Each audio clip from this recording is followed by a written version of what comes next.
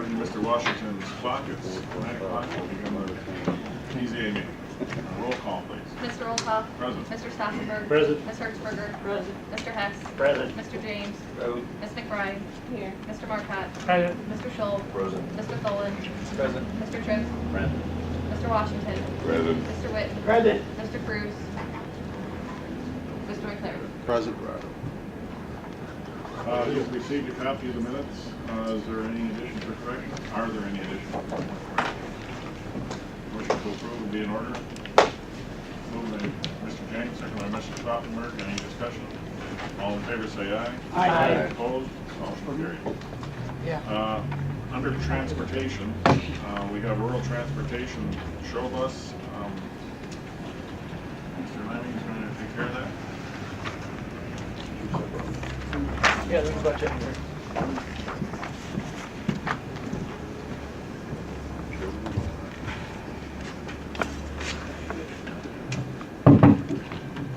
Feel like I was just here last night.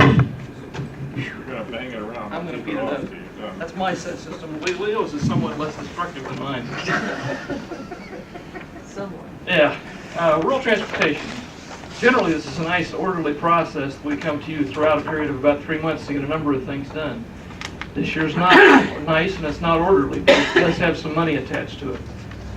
We did a number of lobbying efforts through the fall and the winter, and we actually got some money out of downstate operating assistance for the first time ever. We've been fighting over the numbers that were in the bill for the last, 3 months, Laura? Seems like forever. Seems like forever, doesn't it? We're close to getting final numbers. I'm going to try to show you what those final numbers are today. The first thing we need to do on the agenda is there's a vehicle application. In order to provide service at an increased level, we need to get some more vehicles. And there's one vehicle for replacement and one vehicle for expansion in this purchase that we have in front of you today. Just so you've got a little idea what's going on, the amount of money that the state gives us for rural transportation for the first time ever would allow us to probably triple the size of the service we provide in the county. We do that currently with 6 buses. 6 or 7? 5. Worse than I thought. With 5, in order to triple that service level, you're going to need more buses. So we're trying to get this rolling stock a little bit bigger than what it is right now. So the thing you've got in front of you is 1 bus for replacement and 1 bus for expansion. You'll be seeing this every year, probably for the next 3 years. So we're going to try to increase the rolling stock 2 buses each year. Any questions about that? Mr. James? Thank you. My question is this. If we commit, do we commit after we have the funding, or do we commit on a promise of the funding? I'm concerned. The funding is in front of you today too, so it's the same time. But, so it's pretty much a guarantee. It's not something we're going to get hold of the bag on? I feel relatively confident about that. I can't have 100% certainty on anything the state does right now, so it's hard for me to answer that. But they're sending us contracts with numbers in them for the first time, so I guess I feel relatively confident about it.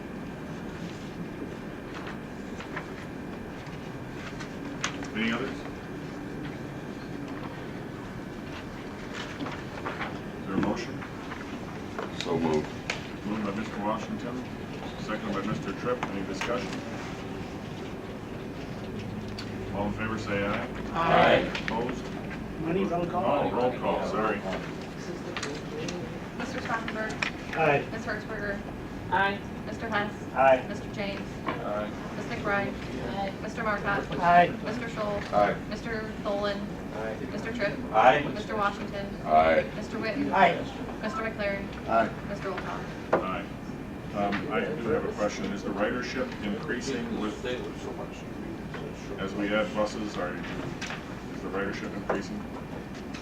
The ridership has increased. We would like to come back to you in late June and talk about what kind of service we need to add in order to get the ridership even higher. Right now, we're doing a lot of medical service trips, and we're doing some shopping trips. We do no work trips, to my knowledge, because the service is not geared to that. But if we get additional money and additional buses, maybe we can think about doing some of that. We want to come back to you with some options, see what you want to do. Well, at the price of fuel, I'd say that's very important. Yeah. There'll be a number of people in small towns that are looking for some options, and I guess that's what we'd like to try to think about now. Okay, thank you. Next thing is the fiscal year 2009, and you may wonder why we're talking about 2009 before we talk about 2008. Until yesterday afternoon, we didn't have any feeling whether we were going to get money for 2008 or not. The contract was faxed to Laura yesterday afternoon, so we're reasonably comfortable. The second packet in your thing says 2009 contract, and the last page of that packet shows the amount of money. And for 2009, we're talking about $407,550. Am I close?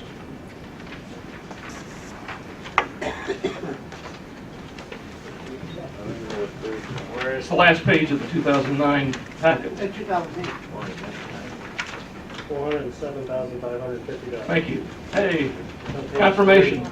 Page three. Okay, page 3 then, of the 2009 packet. Just as a brief background, we've received federal funding for rural transit for a number of years. We've had local funding for a number of years. This is the first time we've ever had a shot at state funding. And if you look at the numbers, you'll see that the state funding is much more than the federal funding we've been funding the service on. So we're asking that you approve sending the contract on to the county board so we can have a contract in place by the beginning of fiscal year 2009. Have I confused all of you by doing all this at the same time? Yes, successful again. Show me. Give it 48 pages. Or pass the motor vehicle. They're not in order. They're not in order. Well, they were at one time. They're not anymore, I don't think. Page 3. It'll look like this. It'll say Kankakee County Board Resolution, and then down here, No, wait a minute. there's 2 of them like that. Hang on. Yeah. But if you, Where's the other one? Flip the page. it says 2008. It'll say either 2008 or 2009 on the second page. Yeah. So this must be 2009 right here. Bingo. If you look at page 3, It Jim, said that. Well, not in that package. look at the back page of that one. Page 3.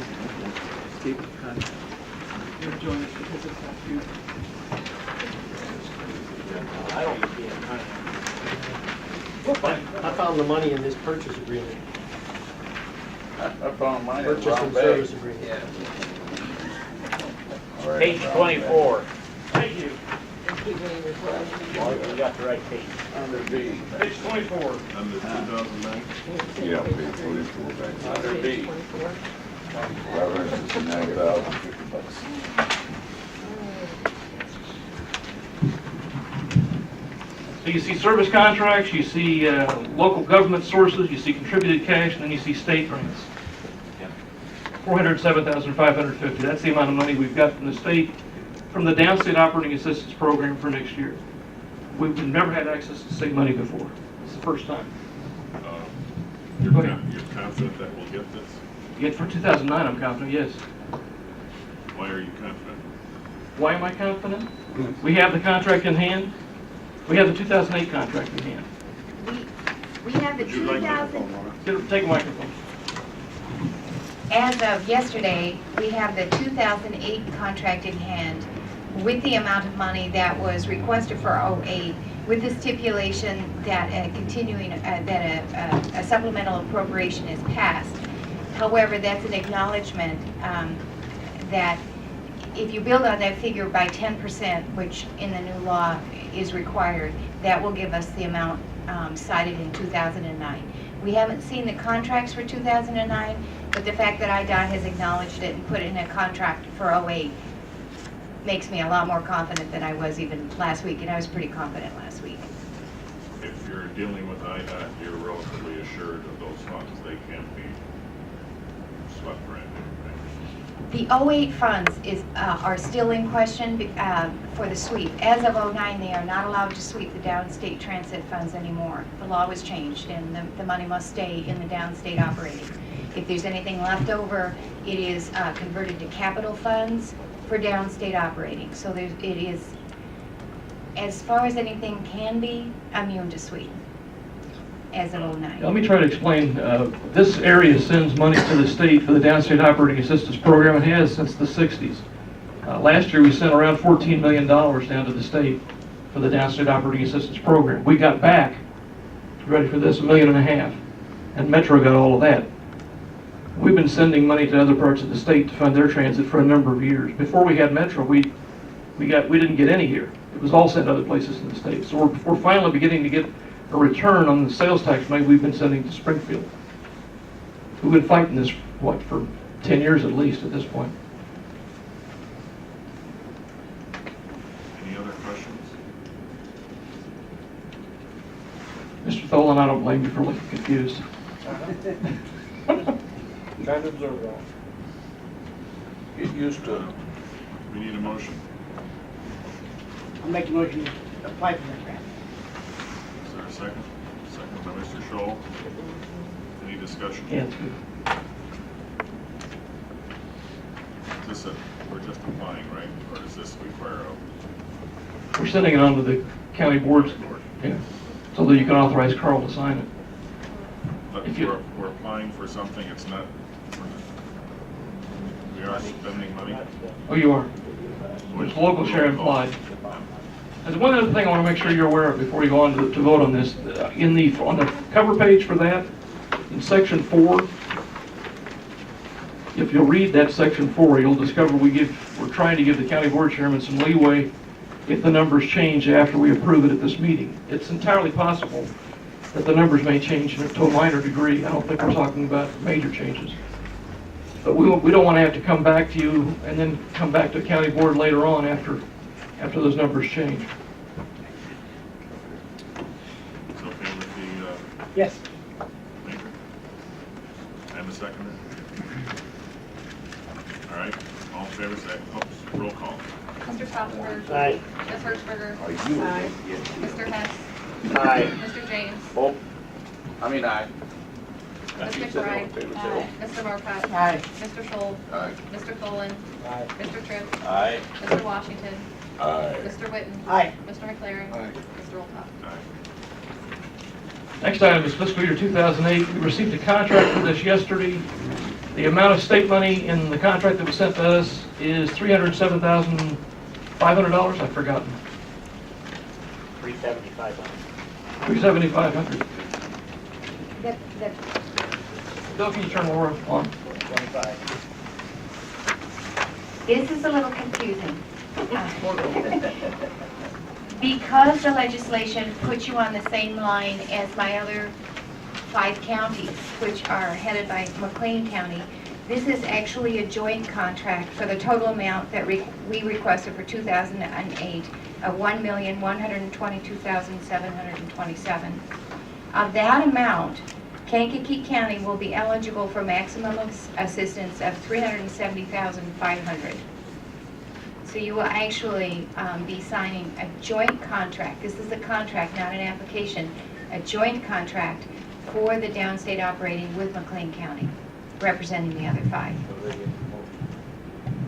Well, they've got 4 counties, 5 counties. So the total, we get a third and they get 2/3. We shouldn't have been combined, but for some reason it's been combined. We can't seem to get it broken out. We're a grantee on our own rather than a grantee with them. Just for 2008. Who decided on the portion?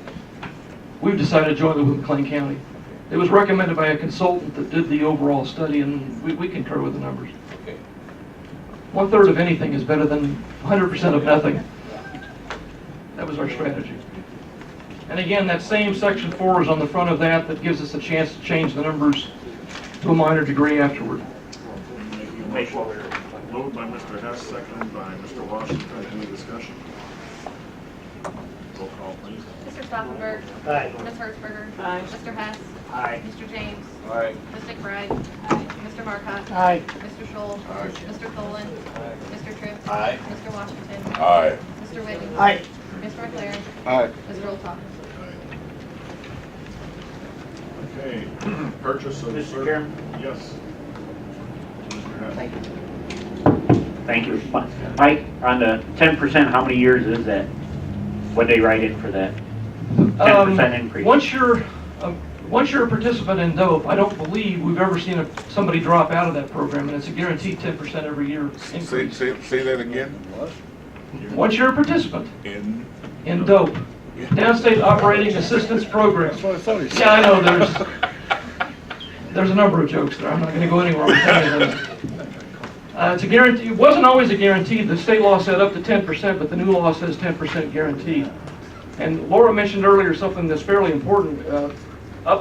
For fiscal year 2008, if the money is not contracted by June the 30th, I think that's a fair statement, the governor gets to sweep that money back into the general fund. So there's some urgency to get fiscal year 2008. For 2009 and beyond, the state law says that the money doesn't get swept. It gets put into a fund that you can fund capital purchases out of. And we don't have a capital purchase fund right now. We did a long time ago whenever revenue sharing was available, but that's not available anymore. Roll call, please. Already did that. Purchase of service agreement. I don't mean to confuse, we try hard.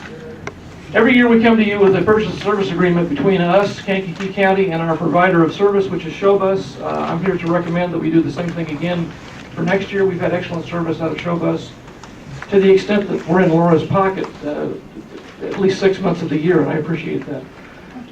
She fronts the money for 6 months. I don't know many people would do that. We've had people come to us and want to inquire about the service, and when we tell them it'll take 6 months to get paid for something that you did, they go away fairly quickly. So we're recommending that you approve the extension of that contract. Is there a motion? Motion by Mr. Stauffenberg, seconded by Mr. Scholl. Any discussion? It's probably a roll call. Yes. Mr. Stauffenberg. Aye. Ms. Hertzberger. Aye. Mr. Hess. Aye. Mr. James. Aye. Ms. McBride. Aye. Mr. Marcotte. Aye. Mr. Scholl. Aye. Mr. Tholen. Aye. Mr. Tripp. Aye. Mr. Washington. Aye. Mr. Witten. Aye. Mr. McLaren. Aye. Mr. Wilcox. Aye. Lease of vehicles agreement.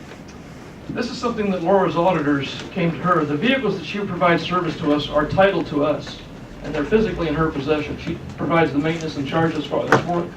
Her auditors didn't like the arrangement where there wasn't a lease between us and her, and that makes sense to me. So there's a lease in your packet for us to lease the vehicles to her at $0. Pretty good bargain.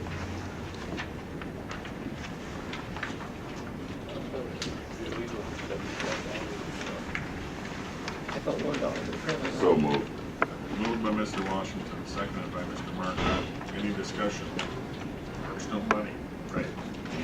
It's still, well, I don't know, $0, but That's all. probably should. Okay, for zero. Roll call, please. Mr. Stauffenberg. Aye. Ms. Hertzberger. Aye.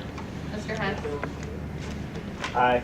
Mr. James. Aye. Ms. McBride. Mr. Marcotte. Aye. Mr. Scholl. Mr. Tholen. Aye. Mr. Tripp. Aye. Mr. Washington. Aye. Mr. Witten. Aye. Mr. McLaren. Aye. Mr. Wilcox. Aye. We're pulling the last item on the agenda because that was the section 4 in each of the two contracts. We added that statement instead. So I'm finished, and I thank you. I appreciate that this is confusing. Don't forget to join dope. As if you don't plan it. Yeah, I'm a dope.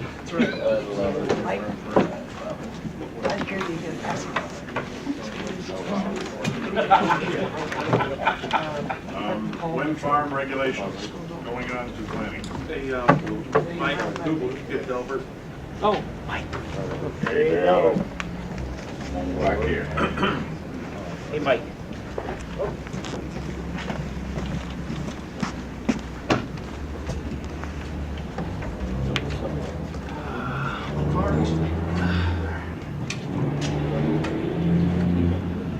Over the past few months, staff has developed regulations to amend the zoning ordinance to allow commercial wind farms in the county.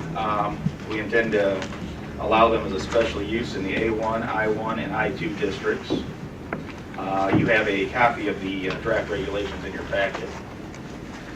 Some of the highlights of those regulations, we've made definitions of all the terms, outlined some procedures and some submittal requirements.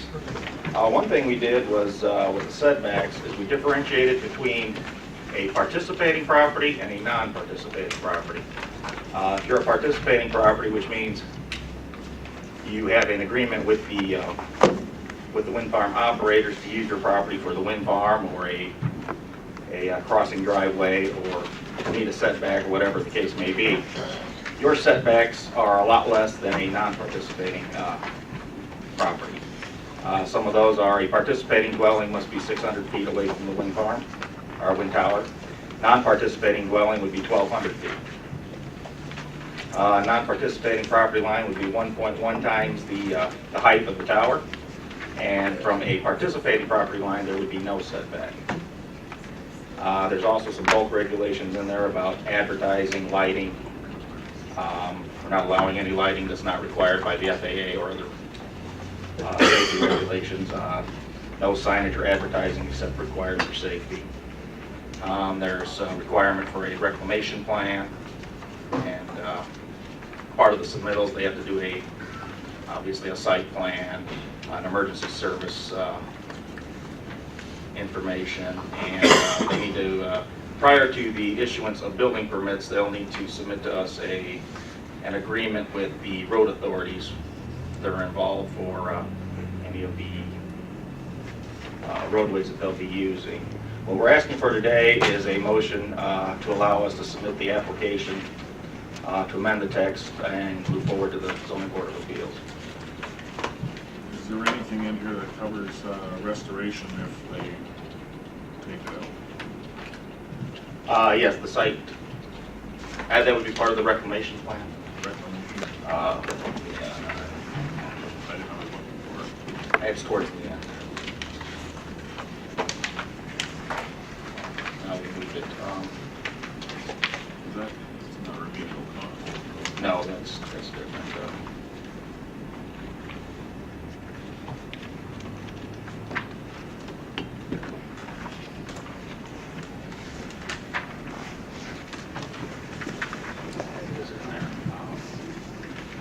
If the facility ceases to be in existence, what they have to do up front is submit us a plan and they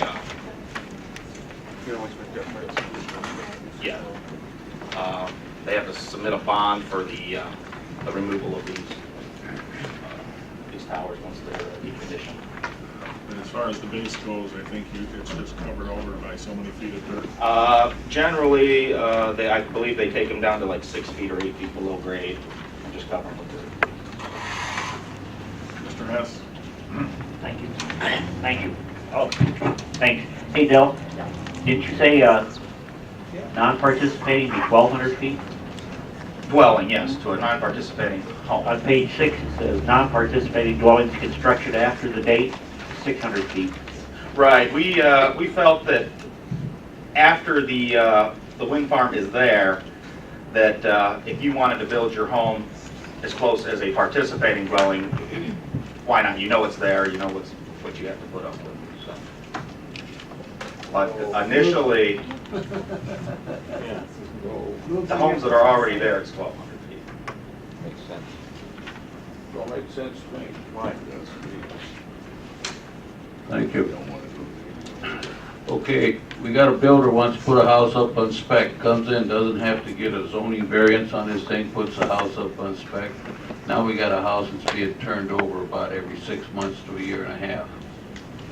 I don't know where we're creating anything here that's gonna be acceptable. I have trouble understanding why it's 1,200 foot one time, and we're gonna open up the door for 600 foot if somebody wants to move it. Because if you've got your home there and this comes in, you have had a choice whether to build within 600 feet or 1,200 feet. But if the tower is there, then you can choose if you want to be 600 feet or more away.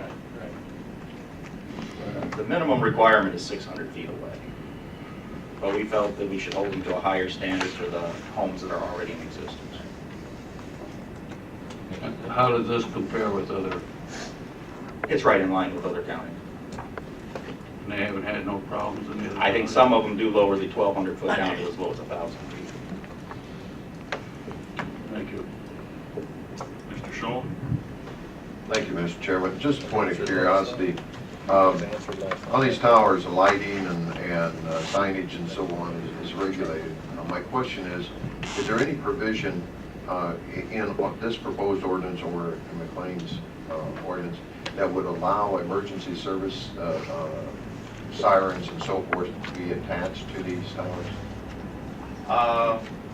We don't disallow it. So, I think that would be part of, they have to submit information about emergency services under the top of page 4, an emergency service plan, so that is something that could be included in that. And I haven't talked with any companies that actually run these things to know whether they would even allow like a siren or an antenna or anything attached to them. I don't know how that would affect their operation. Probably. I mean, as those things tilt, that might not be they move. equated. It might not be. might not be feasible. No. On radio towers, antennas. These things move to head into the wind, so. Well, I'm thinking on the tower itself, not the. We have nothing written in here that would keep them from doing that. Any other concerns, Bernard? Thank you, Mr. Chairman. Just a curious question too. Fees and costs, the filing fee is $100,000. Yeah, we are actually looking into lowering that sum. And it says, expended in excess of $100,000 in preparing for processing, reviewing, and evaluating the application and its final resolution. What do you have to do, Delbert, with that application? Well, the reason we put that in there is we don't know if we wouldn't have to hire experts to come in on the county's behalf to look at the application or look at the request. And we really don't know how much all of that's going to cost. So we set basically a line in the sand and said, if it goes beyond that, whoever's applying needs to pay that additional cost. We also added in there that if we don't use the entire amount, they could ask for the unused portion back. Do that with commercial. So they have to do their own studies? It's very similar to landfill. Do they have to do their own environmental impact studies? Yes. They Yes, pay for those? Yes, they And then you may want to hire somebody to look over those? Right. And we may have to hire engineers to refute their findings or to investigate their reports. Okay, and then they get the portion of it that you didn't spend back? They can ask for it back. They can It's ask. not automatic. Oh, okay. Okay. All right, thanks. Is this what the town bills in the plan tower? Is that the figure they? Actually, I do not know what their they just actually, I think they use their standard special use fee. And if we used our standard special use fee, it would be over $120,000. I mean, if you take an average acreage size of one of these things, so. Ms. Bernard? Thank you, Mr. Chairman. Del, do we have fees at this price range for other utility proposals such as peaker plants? And do we do this with like ethanol plants and other industry? Because industry can also pollute. Not that I'm aware of. We base this on the same thing as the pollution control ordinance. Okay. Is where we modeled that part of this after, and that was like $250,000. Okay. Do we do this though for other industries that emit air pollution? No. Maybe this is something we need to look at then being consistent across the board down the road? The issue with that being consistent is that the fee would be a lot more than this. Yeah, I don't If they think. use the No, standard. but like when the ethanol plants are being proposed, what kind of application fee would you be looking at for like an ethanol plant? Well, if they might go with the same, with the zoning, they wouldn't take as much land, obviously. So we use if they were going through a rezoning process, we would use the per acre amount. Which, if, like Waddell said, if we applied that per acre amount, the fee for one of these could be in excess of $120,000. Right, but this acreage underneath these wind turbines, they can still be farmed, right? Right. Well, that's why we're trying to come up with a compromise. We're not set on that figure yet. We're trying to come up with what we think would be practical. Right, because I'm hoping we can find a balance so we're not discouraging alternative technologies. Sure. Mr. James? Thank you. I'm making an assumption that we're dealing here with commercial wind energy programs only and not individuals We've Well, already, you know, we already have an individual. Yes. Yeah. yeah, we already passed regulations to allow for the individual. This doesn't apply to that. This would be just for the commercial. Thank you. Big wind farms. Mr. Washington? It is included in this, and I haven't seen it in the draft. It is included in this, the restoration of the wide radius turns on the roads that lead into that. No, actually, what we've done there is that we, if you look on page, I think it's probably page 3, we asked them to go work that out with the road authority and bring an agreement back to us. Okay, because it's really between them. The So township generally. the township or the county highway, they need to take a plan, work out a plan with them, what roads they're going to use, how they're going to maintain them and repair them and alter them, and then they need to bring that agreement to us. Okay. Okay. Yeah, that is on page 3. Any others? Mr. James? No, actually, yeah. Thank you. One other question. On page 3, that first paragraph, you got in, the applicant should provide 50 copies of all required submittals. What are we talking about there? Well, all, everything on page 3, 4, probably up to page 5. Yeah, it looks like even part of page, yeah, page 5, part of page 5 too. That is all information that is required to be submitted when the application is submitted for the special use permit. And some of that can get quite lengthy, and we thought that the applicant should pay for copying that Instead of us. rather than us, yes. 50 copies of each Well, one, or there's 50 28 county copies? board members, 7 zoning board of appeals members. We need some for staff. That's where we came up with that. Is there a motion to forward this on to the county board, to the zoning board of appeals, sorry? That's correct. This will not be the, yeah, this is not the last time you'll see this. All we're really asking for today is permission to move forward. So moved. So moved by Mr. Washington, second by Mr. Whitten. Any discussion? Mr. Scholl? I just have to harass him this moment. All right. First of all, I want to thank the presentation of the program last night. I thought it was very informative and helpful in this area. Also, the 25th, I believe, of June, is a wind farm presentation in Peoria, is that correct? Yes, is it? In Bloomington? I think that if there's still space available there, I think it would be beneficial for members to participate in that. Thank you. Just one other question. What do we have in this that requires, or what regulation is there that determines when we will consider the issuing of the permit after negotiations are done with the individual landowners? I'm not sure I'm following your question. They make agreements with the landowners. At what point do we give approval of that? Once they've made the full agreement or anything? Well, I would assume that they would go out and make agreements with landowners, or at least get them on board prior to submitting their application for a special use permit. And then once the application is submitted to us, then it would follow the normal special use permit procedures, going to the zoning board of appeals and planning and zoning committee, and then ultimately to the county board. Can we say that they must do this prior to the submittal of the? No, I don't think that we can. I mean, that's a private negotiation between the operator and the landowners.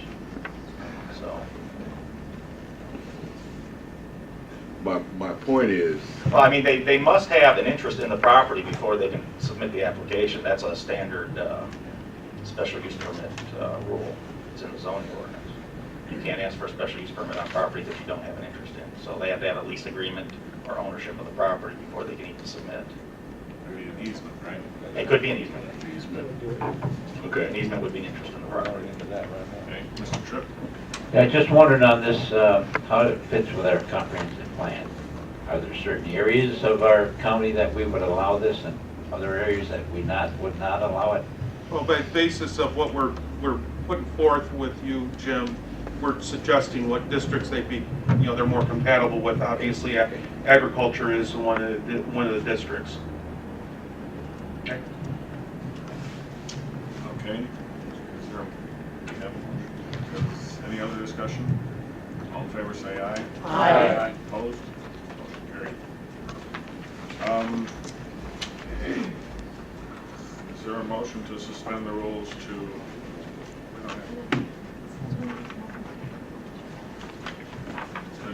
unless there are any that want to be discussed with Mr. Washington and Mr. McLaren? Seconds. Any discussion? All in favor of approval of the 3, 4, 5, 6. suspend the rules and to lump these together, say aye. Aye. Opposed? Motion carried. Now we have a motion to approve the reappointments. By Mr. McLaren and Mr. Washington. Any discussion? How about 4 appointments? Did I say 5? 3. 3, 4, 5, 6. 1, 2, 3, 4. Mardine Hinton, Ashley Lucas, Terry Vaughn, and Ralph Tribby.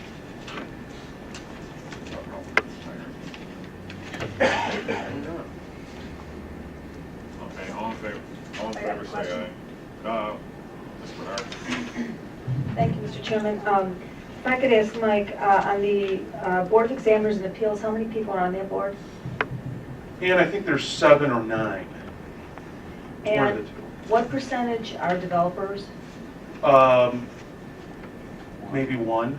So Terry Terry. would be the only, okay, so there's, But, yeah, what other sectors do the board members come from? architect, electrician, plumber, civil engineer. We have a home inspector, a carpenter, Okay, every trade, all right. So if basically. you could refresh my memory, what's the scope of their authority? Basically, it's only the Chapter 5 of the building code in the county. If there is primarily if we amend the building code, they will conduct the public hearing. If there is an appeal of a decision of our building inspectors, they will hear the Okay. appeal, and they're final decision makers on most of that. All right, thank you. All in favor, say aye. Aye. Opposed? Motion carried. Economic Alliance Presentation and Service Agreement. What we've handed out today is the service agreement that is between the county board and the Economic Development Association that was passed by the county board in July of last year. That service agreement was for 12 months, and as a result of that, the expiration date is approaching. What I'm submitting for your information today is so to refresh your memory, and also to inform you that we will present a request to the state's attorney to put together another agreement for the year coming up. So it's just more for an FYI.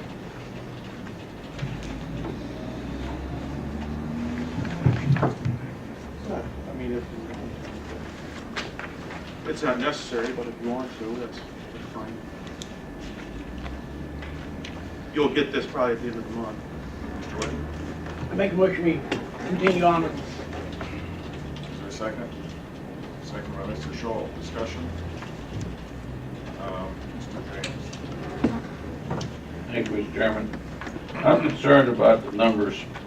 Economic Development Manager of the county salary exempt employee with a salary range of $50,233.98. How we put that, I have no idea. But to $75,000, that's a 33%. I think this thing ought to be nailed down a little bit more accurate than that. That's a substantial sum of money for a range. We should know what we're getting and what we're going to be paying. Okay. Is this So I say we make it practice? $50,000. It is a standard. We all our positions have ranges. Depending on education experience. Education experience. and The so- grade of the position and everything else.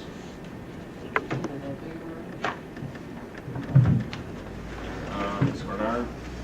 Thank Mr. Chairman, I just have a question under Section 2, reimbursement of expenses. Page 1, in consideration for the county providing the services, the alliance shall reimburse the county in a reasonable amount to be determined by the parties from time to time, and as contained within the annual budget of the county for actual compensation and expenses that we incur. We've incurred, what, $180,000 so far in expenses, roughly? No, not yet, no. Well, how much have we incurred so far? I'd have to go back and look, and I mean, that's a question, if you need to, if you want that question, I'll have to go back and see what our expenses are. Michelle and I looked at those recently, and we're doing very well, as a matter of fact. We're not to the percentage of this year yet. Well, I know that they pay for some of the things like the rent and the internet costs, things like that, some of the utilities, but they're also paying for the operations of the Ken Hayes Industrial Park, right, which are about $40,000 a month. Well, and I guess that's where I'm seeing a little bit of a, I don't know if conflict is the correct word, but I'm a little concerned because they're paying rent on one specific area, but this is supposed to be countywide. So that I think kind of cuts into the effectiveness of it, phrase it around the edges. But the other thing is, how much are they paying a year to Tony Perry? That I can't answer. Because I think they're paying hundreds of thousands of dollars, and I guess what I'm concerned about, I'm all for economic development, provided it's sustainable, but this I kind of feel like that the county's basically carrying their water until they get out from under this lawsuit. Well, I think that there's a lot of things that, I mean, we did not know that the main leasee in the park would not pay its federal income tax and close in one day either. And we're starting to come around and getting those facilities, Well, who's the main lessee there? Well, maybe Grive, maybe right now. Right, Who? but Grive might be Grive right was the now. one that didn't pay their taxes? No, that was Avatari, the furniture manufacturer that left.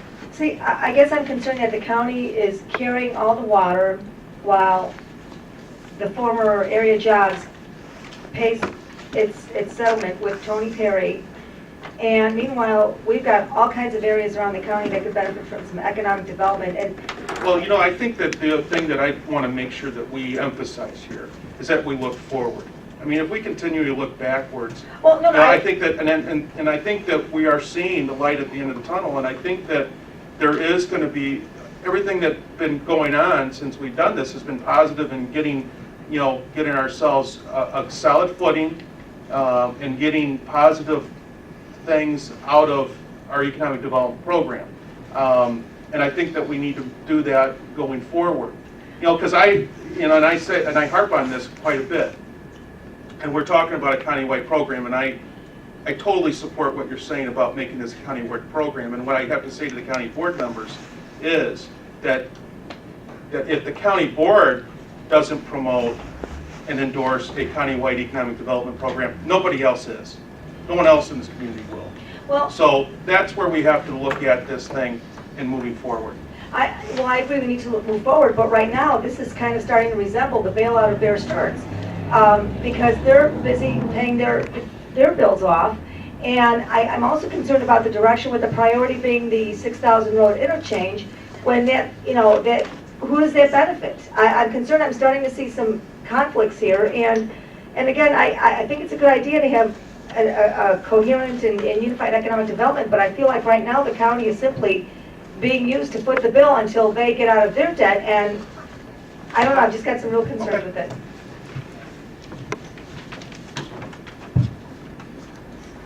Thank you, Mr. Chairman. I support Mr. Van Mill's point. We've got to look forward here. We can't, with one hand, talk about unemployment rates without making a commitment.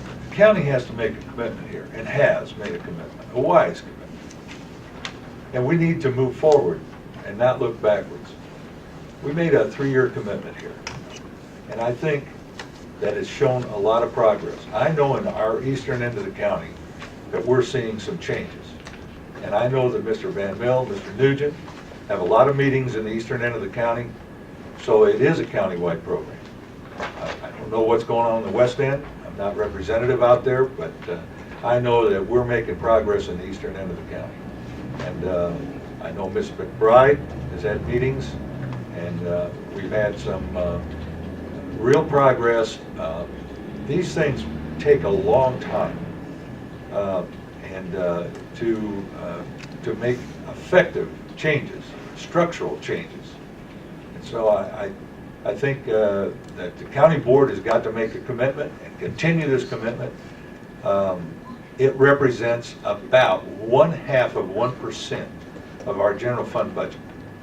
So I'm of the opinion that Kankakee County can afford about 0.5% of their general fund budget for economic development. And I thank you, Mr. Chairman. Mr. Washington? As a member of the 7 and 7, we went into this agreement with our eyes wide open. We were made aware of all of the problems that they had with the Hayes Center.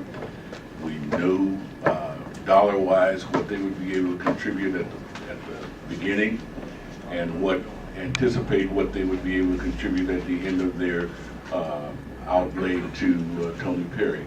This is nothing new. We are going forward. We are making progress, as Jim has said, and we will continue to make progress. But we can't look backwards now. This is not the time. Mr. James? Thank you. If I recall, we also said that we would have a report on this as to the progress being made. And other than the fact of the renewal thing, I don't see anything in here whereby what has happened. I mean, I'm not sure what he's referring to. well, my understanding was that we were going to get some type of a progress report, annual progress. That's the reason we put Annual this. progress report, yeah. That's the reason we put together a 3-year thing, so that way we weren't locked in. We could get out after a year. And that's So- exactly right. I mean, that's why we're not at the 11th hour right now. I'm bringing this forward. We'll make a presentation this month. I did make a Jim, you were here when we made the PowerPoint presentation on what we were doing with the Economic Alliance. Yeah. Thank you, Mr. Chairman. The Economic Alliance meets June the 12th, 7:30 at Olivet. And at these meetings, the progress or various reports are made around the table. I think it would be beneficial to anyone to attend these meetings if they want a hands-on or first-hand approach of what's going on. This would be an excellent time. At 7:30, bring your own coffee. It's Well, an informative meeting. And they're being taped now, so they can get it downloaded on the internet. I don't know what it is. Lee, what's the site? What site are they on? I can talk. I don't know what site they're on. It's on Google Video, or there's a link through Outrage News. Okay, did everybody get that? Go to Outrage. Outrage News. Outrage News? Bernard? Thank you, Mr. Chairman. Just a couple of things here. The county's fiscal responsibilities are pretty much spelled out here. They're enumerated, and they're not enumerated for the private sector part of it, number one. So I think that's something that needs to be looked at. Number two, in the spirit of looking forward, I don't think that their paying off an old debt should be counted as a contribution. I think we need to revisit that. Number three, what I'm concerned about is that they terminated Nancy Rand's the secretary, who had lots of institutional knowledge, okay? So that's certainly not going to help them going forward when you lose a vast repository of knowledge like that. Number four, we hired the mayor of Manteno, and if that doesn't present a conflict, I don't know what does, because whose hat does he put on? If a proposal's coming in, does he put on his Manteno hat and get Manteno to line up first for this an industry coming in, or does he put that aside and not serve the people of Manteno by saying, well, let's work it elsewhere in the county? That is problematic, and it's been from the start. And so I think, this needs to come back with some clear numbers on what the private sector is going to pay. Because for them to just pay off an old debt and consider that a contribution, I don't think that's a very forward-looking thing. And the last thing, just with Mr. Scholl mentioning that the meetings are taking place in Olivet, This is not meant to impugn Olivet, but these are meetings that are covered by the Open Meetings Act, and I really believe that public meetings belong in public places, such as the county building. And I would ask that you revisit that, because, again, public meetings should be in public places. Thank you. Any old or new business? Do we have a motion on the floor? Yeah, Great, do. All in favor, say aye. Aye. Opposed? Motion carried. Now, any old or new business? Mr. Whitman? Thank you, Chairman. Thank you, Chairman. Okay.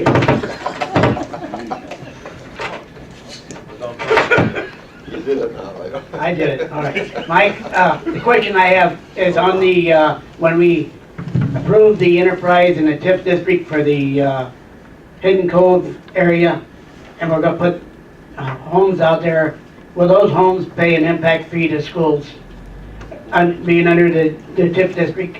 Well, I don't know about TIF district, Leo, but if there is, if the Bradley School District hit, or, yeah, they will, yeah.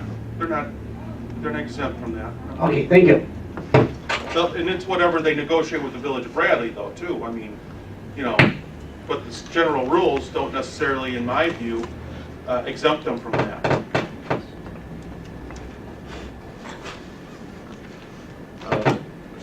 The elder first. A follow-up on Leo's comment. Question arose this morning on impact fees. Impact fees are charged on residential dwellings. Does that include not only private but also condos and things of that nature? Yeah, we did that in the, you know, in Diversitech recently. You have something, Mr. Yes. Yes, thank you. Hey, Mike, I had somebody call me the other day and ask me about the loan to Dr. Alfred. Where do we sit on that? Well, I think From the revolving loan fund. right now we're up to date. Okay. And she's shaking her head. She hasn't shaken her head. Anybody know about occupancy on that? It's It's moving. moving now, finally. That's one question. All right, Ms. Hertzberger. Yeah, Mr. Chairman, two things now that I'm thinking of them. Back to what Leo was talking about, senior citizen housing. The numbers that Jeff put together for taxes, over the taxes that we were going to get off each individual homeowner in that area, as opposed to what we were sacrificing in our sales tax. You know what I'm talking about? Was that based on, because these are senior citizens, and was it senior citizen exemptions or senior citizen freezes on their taxes?